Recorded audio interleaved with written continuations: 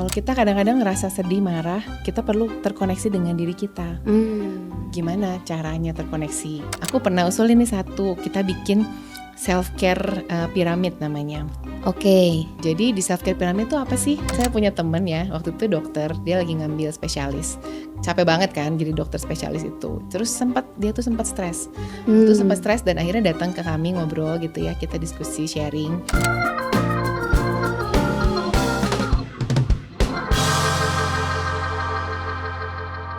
Halo Precious Mom, ketemu lagi sama saya Jen, host dari Precious Mom Project. Kali ini kita kedatangan tamu seorang mompreneur yang luar biasa, Bu Livita. Halo Precious Mom semuanya. Nah, mau tahu dong siapa sih Bu Livita ini, terus bisnisnya berhubungan dengan apa aja nih? Ya, jadi aku ini backgroundnya play therapist. Play therapist tuh apa? Sebetulnya pekerjaan yang menurut aku cukup paling menyenangkan lah ya. Iya. Karena kerjanya main sama Betul. anak-anak gitu. Jadi saya kerjanya itu. Juga seorang ibu dari 2 anak, punya Wow. seorang suami, terus juga ada peternakan ayam. Wow, keren Ya. banget ya. Dan kebetulan kita juga founder dari Mindfulness Bandung. Wow, Gitu. luar biasa. Nah, kalau yang bisa diterapin nih ke para mompreneur di rumah ya, maksudnya karena kan kita banyak banget bekerja, kita banyak banget urus suami, masak, ngurus anak gitu. Ada tips kah supaya kita nggak kehabisan waktu gitu? Wah, itu memang benar sih. Kita Iya, ibu-ibu iya. ya, memang waktu tuh kayak kok tiap hari tuh sibuk banget gitu ya, ada aja kegiatan. Waktu kan sebetulnya 24 jam ya Bu Jen ya. Betul. Dan Cuman kayak kurang gitu kadang. Iya, benar-benar kadang-kadang belum masak, belum beberes, belum anak ini, belum kalau ada yang sakit ya. Betul. Dan lainnya gitu. Memang sih itu memang kendala semua mami-mami, dan kebetulan di tempat kami di Mindfulness Bandung juga kita ada layanan filial play coach, di mana memang kita bantu tuh orang tua, mami-mami juga yang kadang ngerasa burnout, ngerasa kecapean, ngerasa lelah tuh misalnya. Iya. Gimana sih? Marah nih, emosi, nggak tahu harus Iya, gimana gitu ya. marah, emosi, gimana aku tuh kenapa gitu kan sebenarnya. Ya itu kita bantu juga di situ. Dan memang kuncinya kalau pengalaman aku ya, kayaknya kita butuh untuk self care deh. Self care ya. Betul. Kalau tadi tuh misalnya kenapa marah, kenapa sedih, kadang mami-mami itu pada nggak tahu kenapa ya saya bisa merasakan seperti itu. Nah, kalau di mindfulness sendiri gimana nih? Kalau kita kadang-kadang ngerasa sedih, marah, kita perlu terkoneksi dengan diri kita. Gimana caranya terkoneksi? Lagi saat kita kecil kan kita sering main ya. Kita sering pergi main, sering ngelakuin gambar. Anak umur 2-3 tahun deh lihat, mereka tuh paling free banget. Aku lihat Betul. anak-anak tuh kadang, karena kebetulan mainnya sama anak-anak ya Iya, tiap hari. iya. Anak-anak tuh kayaknya bebas banget gitu. Mereka mau marah ya marah, mau nangis ya nangis saat itu. Terus ya udahnya lupa gitu. Begitu ribut udahnya lupa gitu. Iya. Karena aku lihat anak-anak juga mikir mereka enak banget ya hidupnya ya. Hmm. Mereka tuh bebas, free gitu, have freedom gitu kan. Iya. Boleh mengungkapkan apa yang mereka rasain. Nah, kalau tadi balik lagi ke pertanyaannya, gimana kita terkoneksi, ya kita harus terkoneksi lagi nih. Mungkin bisa cari lagi yang dulu kita suka lakuin apa. Misalnya, misalnya Bu Jen dulu suka main boneka-bonekaan gak? Mungkin ya ada sih boneka singa dulu. Gitu ya. Boneka apa gitu. Ya misalnya main, kita perlu bermain, itu salah satu kunci. Kalau satu hal yang saya belajar dari selama saya belajar play therapy tuh sebenarnya ternyata kita sampai usia sekarang ini, kita tuh harus terus bermain. Oke, yang aku itu kalau pas lagi main sih, kalau main ke pantai misalnya main kemana, bangun tuh kayaknya lebih nggak beban gitu daripada waktu, oh aku hari ini harus kerja nih. Nah mungkin lebih kayak itu kali ya. Iya, Jadi iya, mindsetnya tuh kayak aku mau main apa nih hari ini, Iya, gitu kali ya. mungkin lebih ke prioritas kali Prioritas ya. Kita kan ya. juga pengennya sih main terus ya, tapi kan Iya. sebagai ibu-ibu, apalagi mompreneur gitu kan, kita mungkin harus kerja juga, Penerapannya seperti apa ya? harus masak juga, harus bagi-bagi juga gitu kan, harus melakukan banyak hal gitu. Nah, tapi tetap yang penting itu adalah prioritasnya. Pertama-tama mungkin sebelumnya prioritas dulu. Kita perlu prioritasnya apa aja nih? Mungkin hari ini aku perlu main hari ini aku perlu misalnya pagi-pagi. Kalau saya pagi-pagi tuh butuh banget buat ada waktu sendiri dulu. Waktu sebelum sendiri. semua orang bangun. Betul. Jadi kayak ada waktu me time di mana aku tuh bisa ya mau doa dulu, mau saat teduh dulu, mau apapun itu bisa kita lakuin pagi-pagi. Kalau saya butuh itu. Nah, setiap orang pasti kebutuhannya beda-beda Beda-beda kan. ya, iya iya. Nah, sebenarnya aku pernah usulin nih satu, kita bikin self care piramid namanya. Oke. Jadi di self care pyramid itu apa sih? Coba mulai. Mungkin Mam di rumah juga bisa mulai coba bikin gitu ya. Apa yang Mam butuhkan sehari-hari? Tiap hari butuh apa? Misalnya kalau aku nih pagi-pagi butuh waktu untuk me time dulu sendiri gitu ya. Terus Mungkin mungkin ada yang ngeteh dulu gitu atau nah, misalnya bener iya banget. iya iya, bisa ya. Ngeteh sambil journaling atau mungkin apalagi pujian misalnya. Mmm, mungkin ya kayak tadi, baca buku dulu Nah, mungkin iya atau bener. apa ya, maksudnya biar Iya. biar terkonek dulu jangan langsung scrolling kali ya Benar, nah gitu. itu banget. Kita kan sekarang hidup di dunia yang sangat hektik banget. Betul. Segalanya tuh serba cepet. Coba kalau aku aja kalau lagi kerja tuh kebayang ya, ini ada pegang HP, ada yang WA, ada yang lagi, aku juga sambil megang tablet dan di sini ada laptop lagi ngerjain gitu ya. Wow, iya Terus ada sih. yang telepon, ada email masuk, ada TikTok atau Shopee yang biasa Anak suka nanti, muncul, "Mami mami." ada anak, iya kan, ada berbagai macam gitu yang distraction sih. Sebenarnya kita hidup Betul. di dunia yang penuh dengan distraction banget. Dan itulah kita butuh, makanya di saat itu memang kita memang butuh sekali-kali tuh pause atau kayak jangan pegang gadget, itu butuh banget sehari tuh dijadwalkan. Iya iya iya. Misalkan sebelum mau tidur jangan pegang gadget, atau misalnya ada waktu yang dimana gadget free gitu, termasuk Iya iya. papi-papinya ya, Iya, anak, papi, ya, sama kita sendiri juga betul betul. gitu.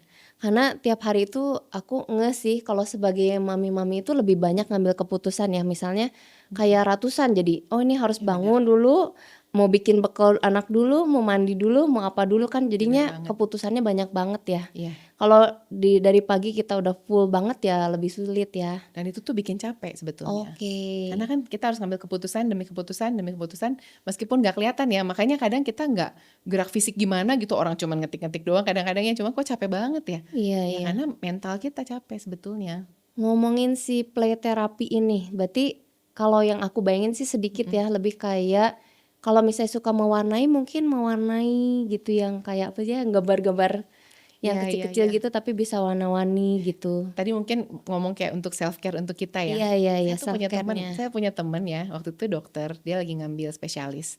Capek banget kan jadi dokter spesialis itu. Terus dia tuh sempat stres. Waktu itu sempat stres dan akhirnya datang ke kami ngobrol gitu ya, kita diskusi, sharing.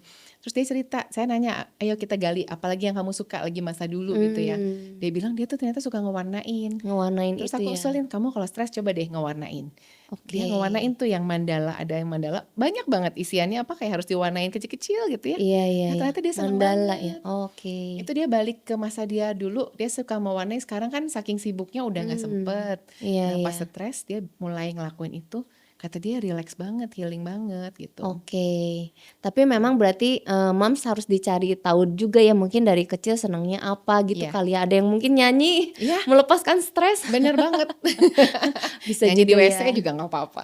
Atau mungkin yang ke alam gitu, ada Nah nggak sih ceritanya? aku punya cerita nih bener, kebetulan ada temenku cerita tentang omnya. Jadi omnya itu di Belanda, Iya.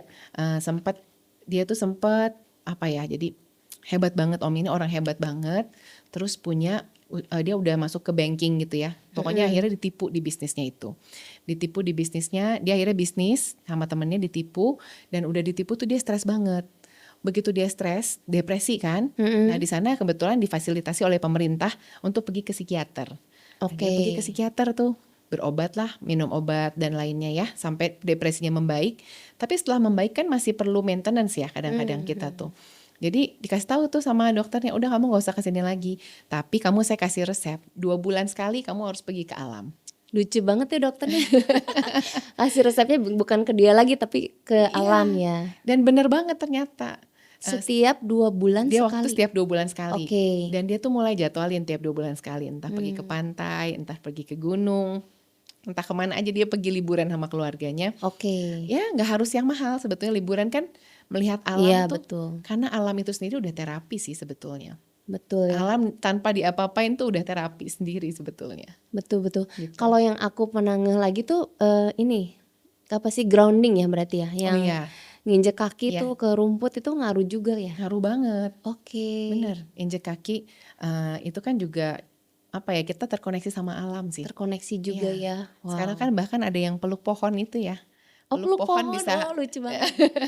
Energinya ambil nih yang energinya. negatifnya. Iya, iya, iya. Ya Iya. Tuhan udah menyediakan semua Iya, sebenarnya ya. sebetulnya betul banget. Tadi aku sempat dengar juga ada kata Bu Livita itu journaling. Nah, Mm-mm. journaling tuh gimana nih? Journaling tuh ada berbagai macam tipe ya, yang saya pernah pelajarin dan udah saya lakuin juga nih. Mm-mm. Kebetulan kan mama saya udah almarhum, saya udah nggak punya mama papa nih ya. Cuma pas mama saya meninggal, baru meninggal tahun lalu. Jadi pas waktu itu saya ada fase grieving lah ya. Iya, Di saat pasti. fase grieving itu ada tuh sempat mode kayak aduh nggak pengen ngapa-ngapain, nggak terlalu pengen ngapa-ngapain karena kebetulan saya deket banget sama mama saya. Kita Iya, teleponan tuh pastilah. tiap hari gitu. Iya. Nah pas kehilangan pertama tuh memang nggak, aduh gimana ya ini, kayak kok semangatnya hilang gitu Nggak ya. kebayang. Ya, nah saya mulai journaling. Hmm. Waktu itu kita journaling, saya journalingnya itu terserah mau pakai lagu atau enggak. Journaling tulis aja apa yang kita mau tulis, terutama lebih ke tentang perasaan ya. Oke. Atau mungkin bisa juga journaling sama orang yang udah nggak ada. Misalnya kayak saya nulis ke mama saya nih, Mam, gini ya, gini-gini. Oh, kayak Cerita. bikin surat. Kayak bikin surat, Oke. unsent letter namanya. Itu jurnal Wow. unsent letter. Bisa itu, atau ke orang yang misalnya bos kita nih nyebelin gitu ya, saya kesel banget sama bos saya misalnya gitu. Tapi kan nggak mungkin ngomong, bos kamu begini-begini, dipecat Bisa kali. dipraktekin nih ya Mam buat di rumah. Bisa dipecat Di kali. kantor ya, iya, iya. Nah kayak gitu misalnya, terus itu bisa juga nulis surat gitu. Oke. Gitu nanti bisa Wow. sebenarnya surat itu banyak banget, tapi kuncinya adalah kita melepaskan semua, tulis semua tanpa khawatir ada yang ngejudge. Karena kan kadang nggak Betul. semua Nggak ada hal- yang nembal gitu, nggak ada yang betul. jawab. Kan kalau ke teman nggak semua hal bisa diceritain mungkin ya. Betul. Ada Iya. hal-hal tertentu yang nggak bisa, nah itu boleh ditulis tuh pakai journaling.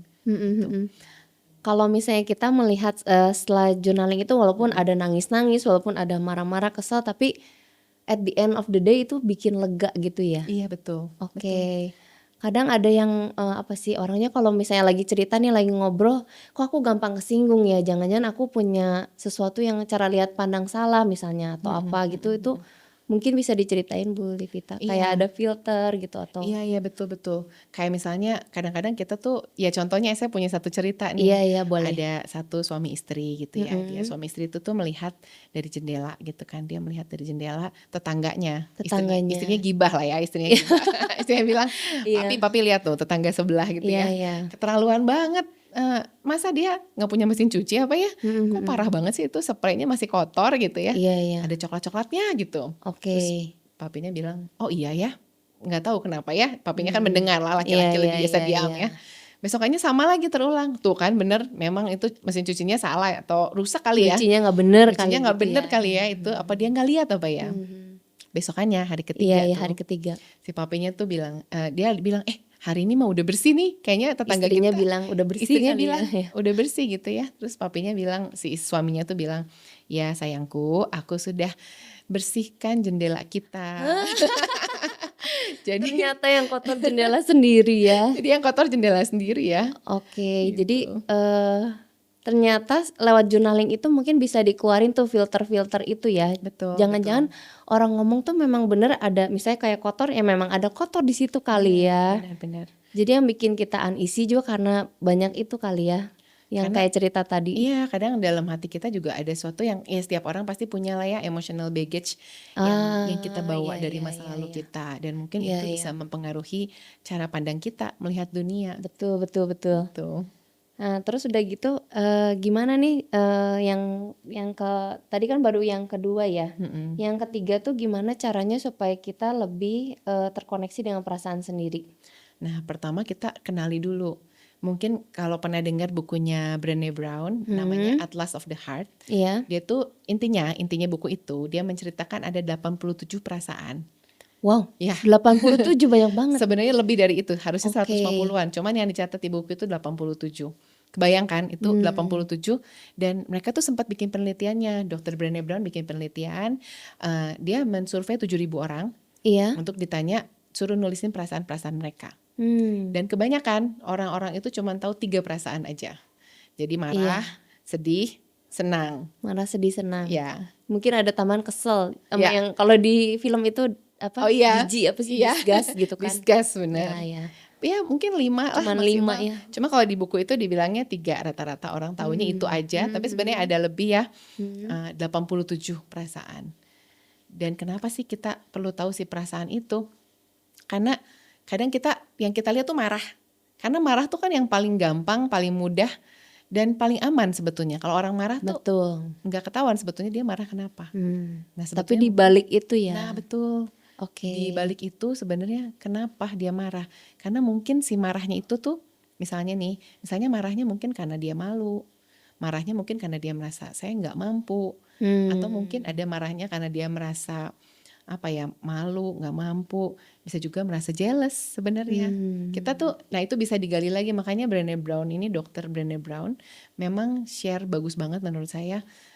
Kita perlu memperbanyak kosakata kita Oke. akan emosi. Supaya lebih aware juga berarti naming your feelings gitu ya? Benar. Oke. Ya awareness tuh kan udah setengah jalan ya. Kalau kita nggak aware, kenapanya how can we heal it gitu kan? Gimana Iya, kita bisa iya. sembuhin itu kalau kita nggak tahu ini kenapa? Kalau Oke. kita ke dokter contohnya nih, Iya. kita ke dokter kita bilang saya sakit apanya? Terus kita nggak bisa sebut sakitnya di bagian mana. Apakah dokter bisa bantu kita ya? Iya, betul. Gitu. Kalau misalnya yang udah tua nih, kan kadang mungkin ada lonely, Betul. yang kayak gitu harus gimana nih Bu? Nah itu juga penting tuh, kita selain tadi perlu self care. Tadi yang self care tuh ada yang harian, mingguan, bulanan, Oh, ada tahunan. waktu-waktunya ya? Betul, kayak contohnya nih tahunan, kita perlu ke dokter gigi setahun sekali misalnya ya. Betul. Karena ternyata gigi relate sama semuanya. Atau apalagi ulang tahun, ada juga orang yang butuh merayakan ulang tahun kayak gitu. Terus ya itu perlu dicatat. Dan salah satunya juga contohnya orang-orang tua nih misalnya, tadi yang ngomongin tadi ya. Iya, ada kalau yang orang tua merasa- gimana ya Sekarang gitu? banyak banget yang rasa kesepian.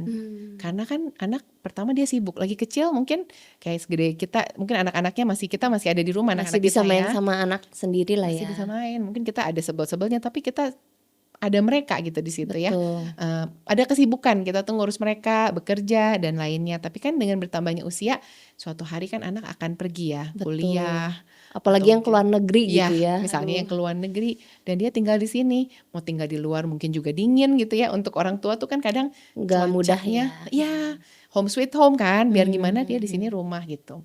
Nah Nah, itu tuh butuh banget punya komunitas. komunitas ya, pada akhirnya tetap lebih baik ada yang jaga ya? Iya, Komunitas, yang oke. aman, komunitas yang memang dia bisa share gitu ya. Wow, ini luar biasa banget nih. Dari tadi kita udah ngobrolin bagaimana terkoneksi dengan perasaan kita sendiri, bagaimana menamai setiap perasaan-perasaan itu juga ya. Iya. Nah, di episode selanjutnya kita akan bahas solusi praktis nih. Gimana caranya supaya kita benar-benar bisa bonding sama anak juga. Terus gimana keunggulannya play therapy. Nanti sampai ketemu lagi ya Precious Mom. Saya Jen. Bye-bye.